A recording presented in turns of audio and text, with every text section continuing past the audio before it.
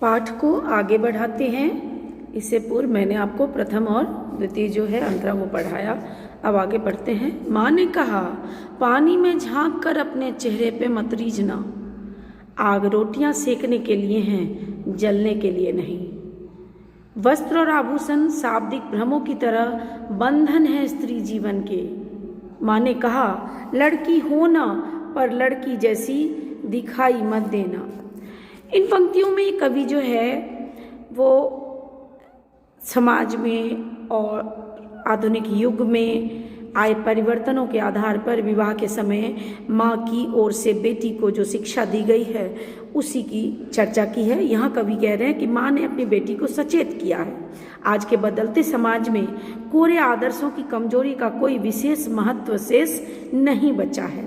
कवि के अनुसार माँ जो है वो कन्यादान के समय अपनी लड़की को समझाते हुए कहती है कि पानी में झांक कर अपने चेहरे की सुंदरता की ओर केवल निहारते न रहना, केवल अपनी सुंदरता और बनाव श्रृंगार की ओर ध्यान देना तुम्हारे लिए काफ़ी नहीं है, बल्कि परछाई दिखाने वाले जल की गहराई के बारे में जान लेना भी आवश्यक है। जैसे पानी में आप परछाई, जो जल पानी में परछाई दिखाता है, सुंदरता के प्रति आकर्षित करता है, वो वही डूब के मरने का कारण भी बन जाता है। तो इससे सावधान रहना। आग केवल रोटी सेकने के लिए अर्थात भोजन पकाने के लिए है, जलने और जलकर मर जाने के लिए नहीं है। इसलिए किसी भी स्थिति में न तो स्वयं जल के मरना, न किसी और को जला के मारने की जो है सहमति देना या किसी को अवसर प्रदान करना। कई बार आप देखते हैं दहेज आदि के लालच में वधुओं को जला के मार डाला जाता है, तो कवि ने उसी ओर इशारा किया है। वह जलने और जलकर मर जाने के लिए आग नहीं है। नारी जीवन में भ्रम की तरह हैं वस्त्र और गहने।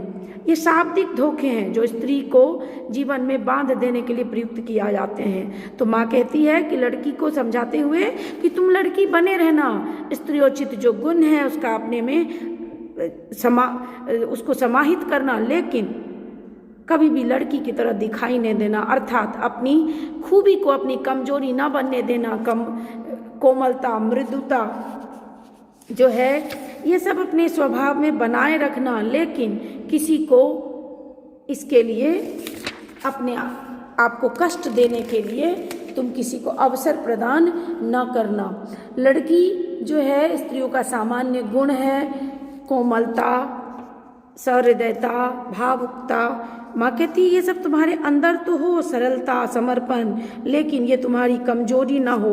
आग के विषय में बताते हुए माँ के हृदय में बेचैनी और पीड़ा के भाव थे कि वह भी कहीं ससुराल की ओर से दी जाने वाली पीड़ा का शिकार न बन जाए, कहीं उसे भी दहेज के लालची आग में न झोंक दे, ससुराल वालों से झूठी प्रशंसा पाकर कहीं बेटी शोषण का शिकार न हो जाए, अपनी सुंदरता की प्रशंसा सुनकर भ्रमित न हो जाए।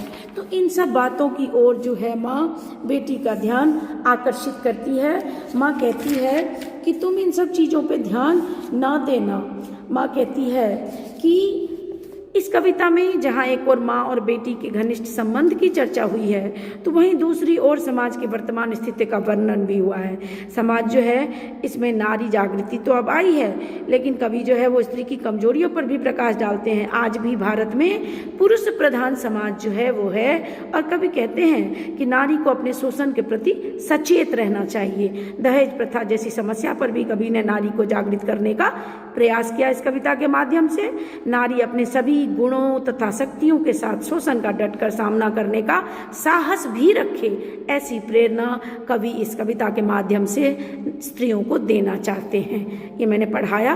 पाठ के प्रश्नों का उत्तर लिखने का प्रयास करें। अगर कोई समस्या हो तो मुझसे संपर्क करें। धन्यवाद।